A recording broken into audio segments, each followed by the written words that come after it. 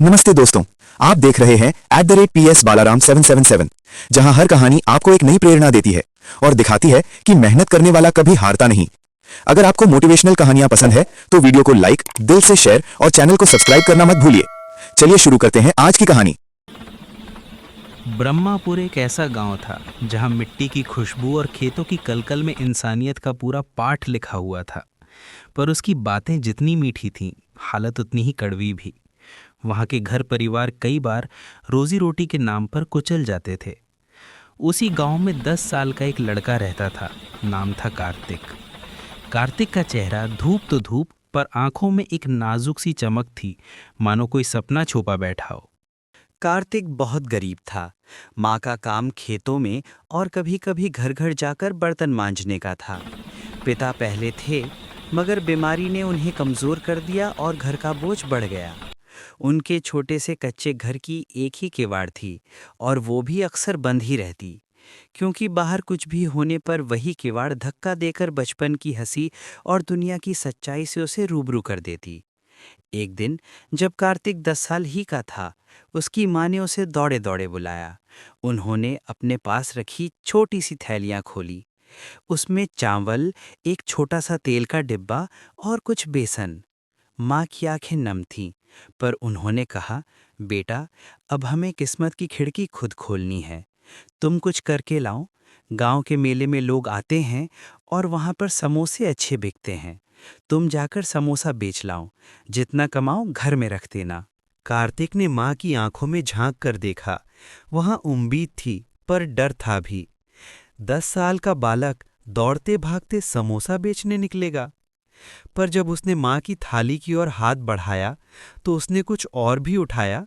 माँ की माँ सी दुआ और अपने भीतर का एक छोटा सा सपना। उसने कहा, माँ, मैं कर दूंगा। उस शाम से ब्रह्मापुर के छोटे से चौक पर कार्तिक के समोसों की महक फैलनी शुरू हुई। वो सुबह जल्दी उठता, बेसन, आलू और मसाले को प्यार से चीज़ करता, समोसे बनाता और अपनी छोटी ढक्कन वाली टोकरी में रखकर निकल पड़ता। उसकी चाल में एक सीरियसनेस थी, बेचने तक नहीं, समझने की लगना भी थी।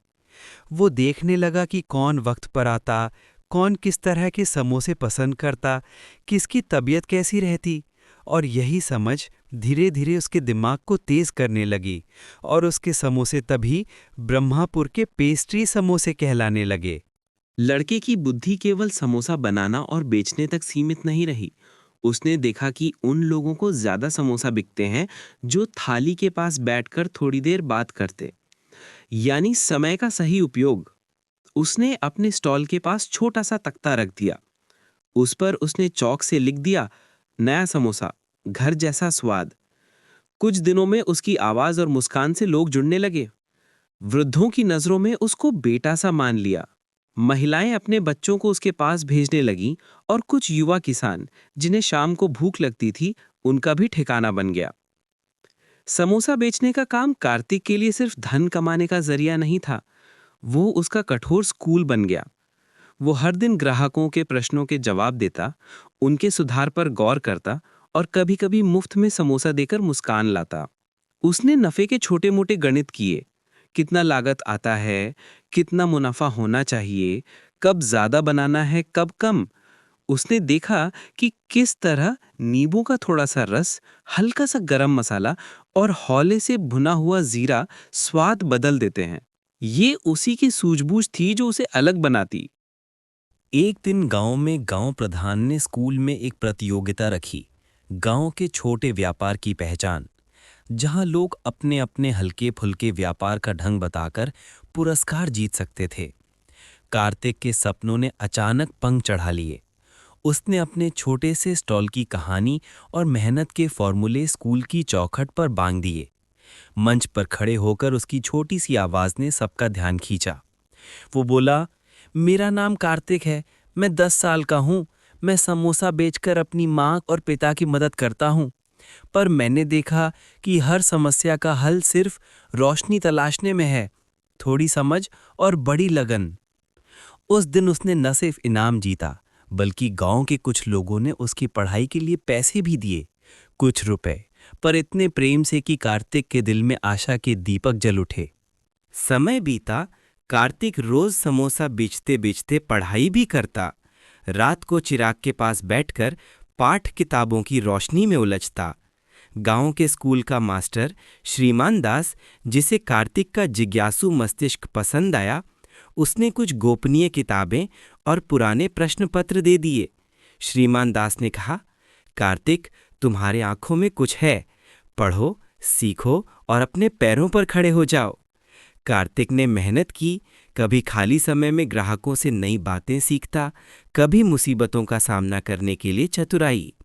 उसने अपने व्यापार में भी नवीनता लाई, समोसे के साथ हंसी मजाक, बच्चों के लिए छोटे छोटे खेल और बुजुर्गों के लिए बैठने की जगह।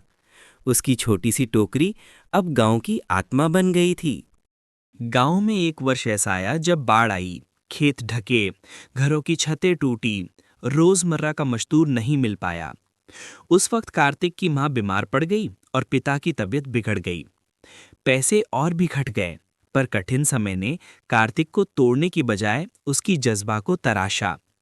उसने रात दिन एक कर दिया, समोसा बनाता, दुकानदारों को सस्ता दे देता और जो बचता उसे घर में भेज देता।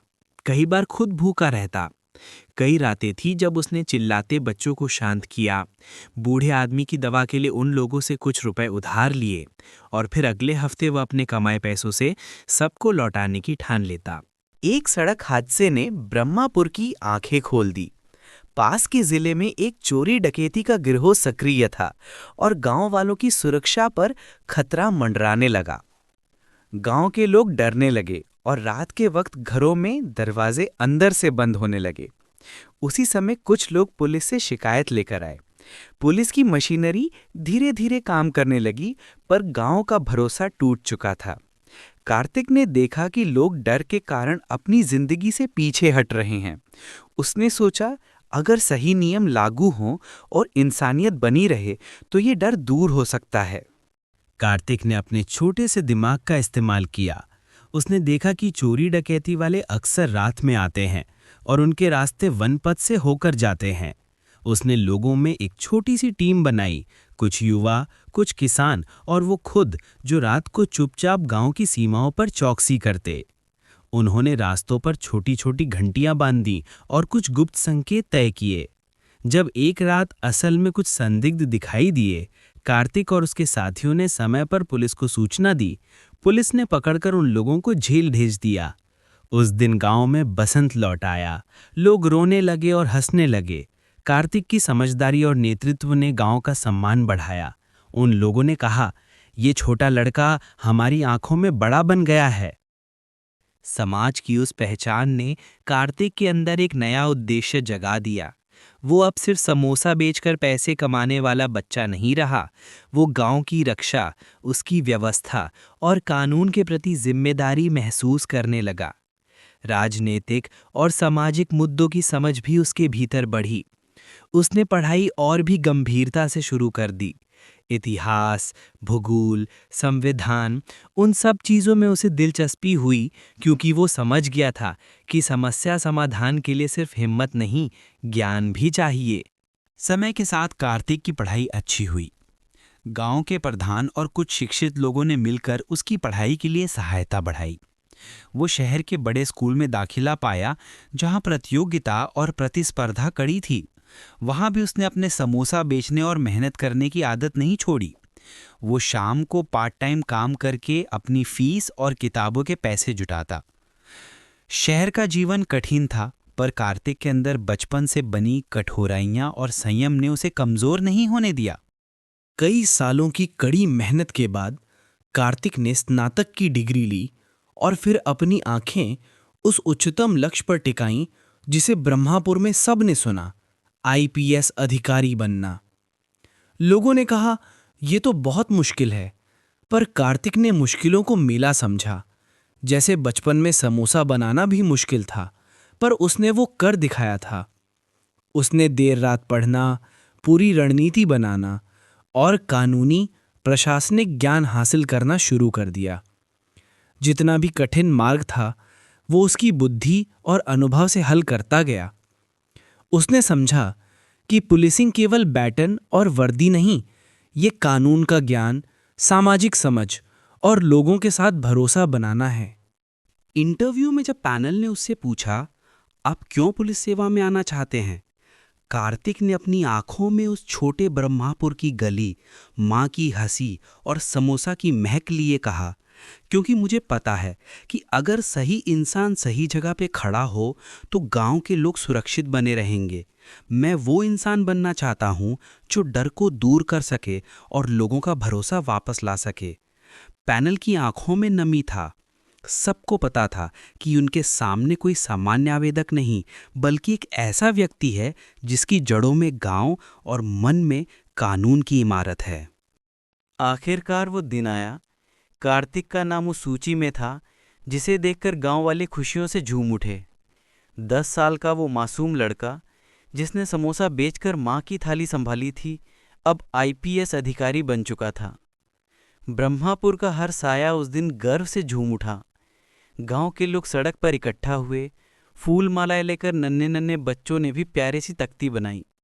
कार्तिक ब्रह्मापुर का हीरो। माँ बाप की आंखों में आंसू और दिल में अजीब सी तसल्ली थी, जैसे पूरा जीवन सही तराजू पर आ गया हो। पर कार्तिक ने सपने में भी नहीं सोचा कि ये सफ़र वहीं खत्म हो जाएगा। वो जानता था कि चुनौतियां अभी भी बहुत हैं। गांव में बुनियादी व्यवस्था, महिला सुरक्षा, कानून की पहुंच और भ्रष्टाचार जैसे कई बड़े मसले। उसने अपना अफसरील प्रशिक्षण पूरा किया और जब वह वर्दी में सजा, तब उसने पहला काम ब्रह्मापुर लौटना समझा। उसने कहा, मेरा वचन है ब्रह्मापुर को सुरक्षित बनाना और गांवों को न्याय दिलाना। वापसी पर वो जिस तरीके से मिला वो किसी फिल्मी सीन से कम नहीं था। बच्चे उसकी कंधे पर चढ़कर हंस रहे थे, बूढ़े उसकी ओर हाथ जोड़ रहे थे। उस दिन ब्रह्मापुर की मिट्टी में बस एक आवाज थी, गर्व। कार्तिक ने कई योजनाएं शुरू की। स्थानीय पुलिस चौकी का आधुनिकीकरण, महिला हेल्पलाइन, बच्चों के लिए सुरक्षित स्कूल मार्ग और ग्रामीणों के लिए कानूनी जागरूकता कार्यशाला। उसने गांव के युवाओं को रोजगार से जोड़ने के लिए छोटे उद्यमों की शुरुआत में मदद की। वही समोसे का छोटा सा व्यापार अब किसानों को प्रशिक्षण देकर बड़ा स्वरूप पकड़ने लगा। उसने अपने बचपन की छोटी छोटी सूझबूझों को बड़ी नीतियों में बदल दिया।